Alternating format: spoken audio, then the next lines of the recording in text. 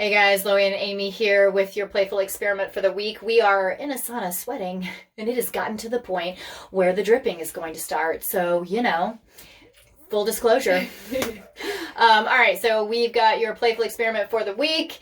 And if you don't already know, this is something you do with a partner, and your partner is assigned to you, and you can find a list of who your partner is this month inside of our group. No one can tell us. And you guys get together each week to do your playful experiment for the week. And this week, we have one that's all about what do you like that's unlikable?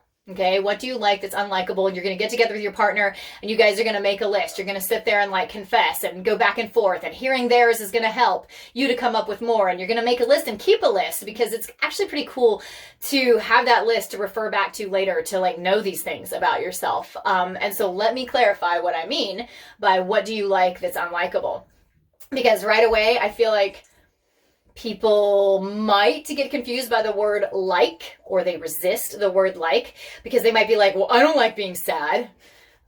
Cool. But you do always watch sad movies, and you are really into all sad music. So you do kind of like sad.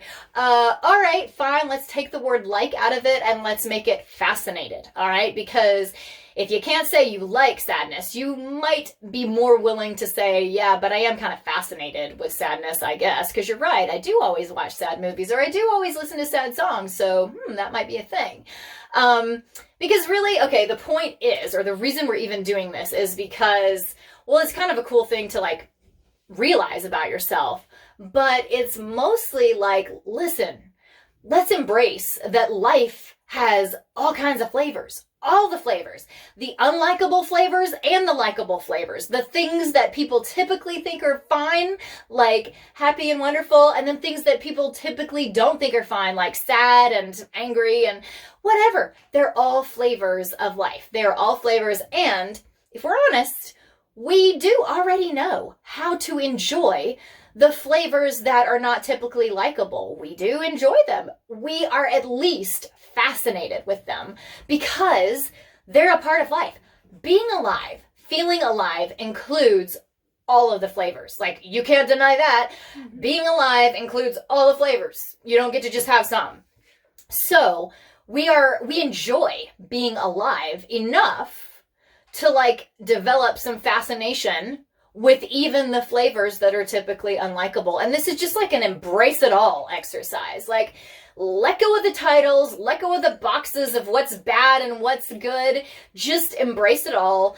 Let everything have its turn to be a valid flavor. It's just, they're all flavors, and they all contribute to us feeling alive. And what we like the most is feeling alive, so that's kind of what this is all about. And it is kind of a cool mind meld where you're like, whoa, or mind twist, where you're like, whoa, I would have never thought that I liked that, but I guess you're right. And what we're going to do to find these flavors that we enjoy is totally to look towards entertainment. Look towards the things that you read, the music that you listen to, the movies that you watch, the comedians that you listen to, and what are the flavors that you like, and you'll start to find flavors that are typically unlikable that you are fascinated with. So I'm just going to start rolling out examples, because I think the best way to understand this is to just hear the examples. So you could angry stuff. Maybe angry is the flavor that you enjoy. Maybe you love really sarcastic, mean humor that's just tearing somebody to shreds and putting somebody in their place, and you just love that.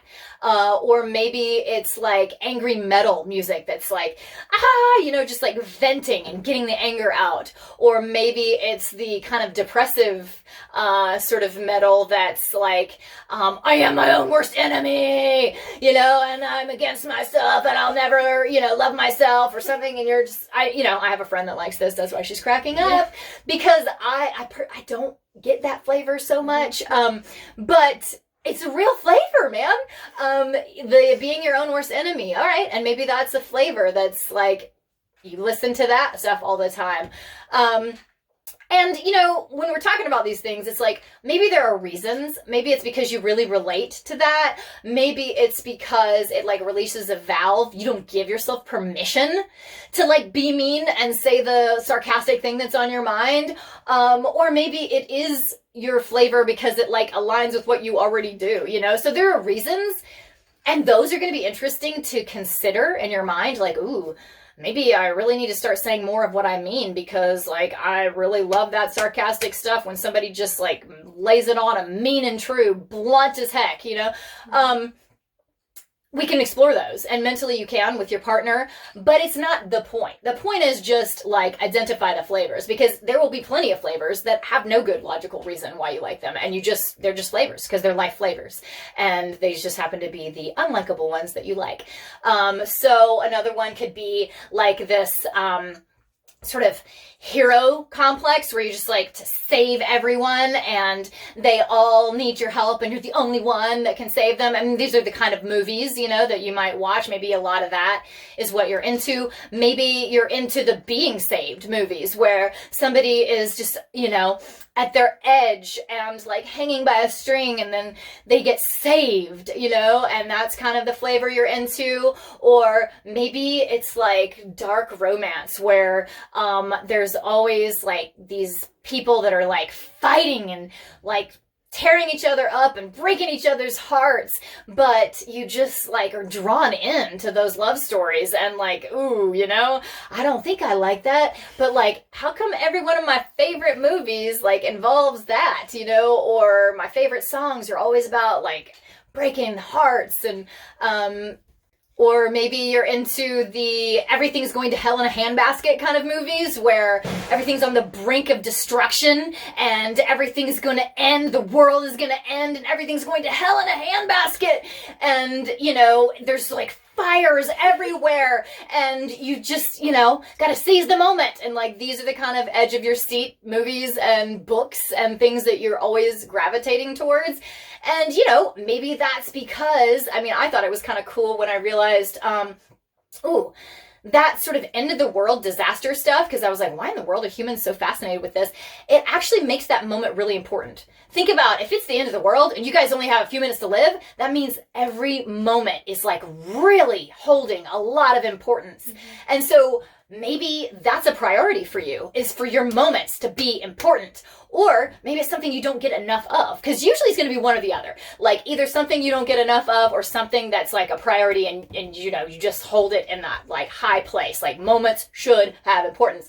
Or maybe like you're just feeling like your moments are boring and they don't have importance. And so this is what you're drawn to in that way.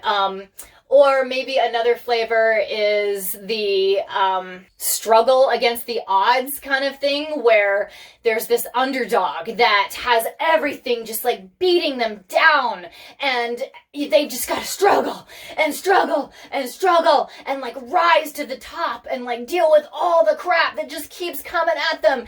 And they've got to struggle to get to the place where they've come to the top, they can survive after all, or things do finally work out, you know, and that sort of struggle against the odds to be who you are and to live your best life.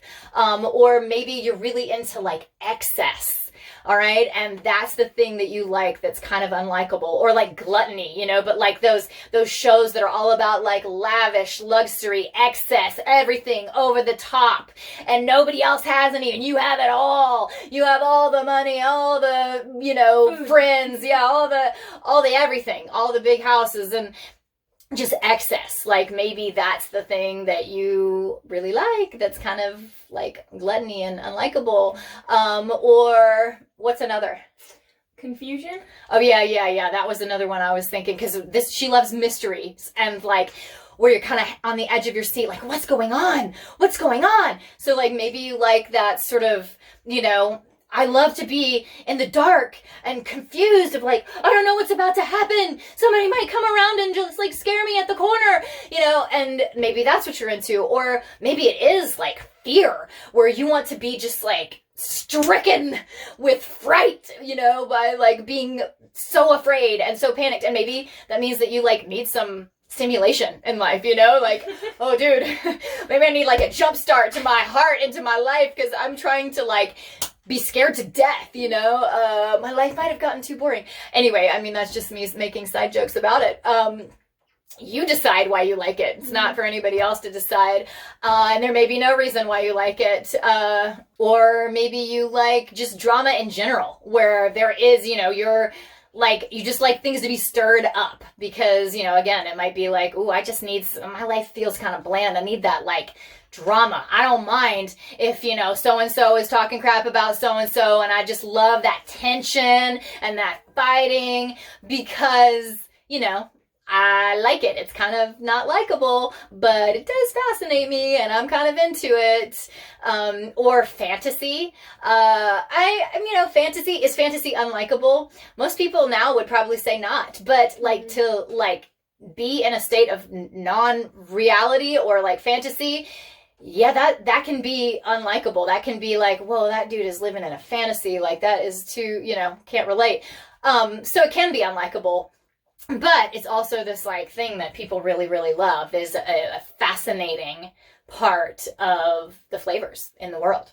So you guys pick your flavors, list them out, list as many as you want with as great of detail as possible. You can totally take turns telling stories about why you think you like that thing or not. But like make yourself a list and enjoy, relish all these unlikable flavors that you like. Loie, do you have one? I like sneaky, like sneaky people, like breaking the rules, not following the rules.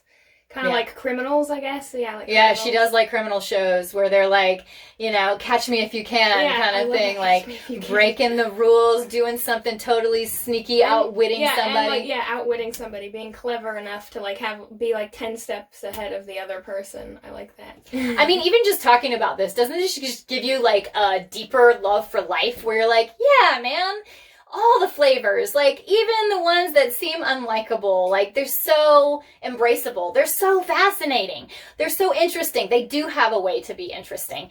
Even if in the moment when anger or sneakiness is actually happening, you're not loving it. You know, it doesn't have to be pleasurable, you know, it just has to be a flavor that contributes to feeling alive. And that's all it takes for it to be enjoyable in some way. So anyway, see how you like it and enjoy.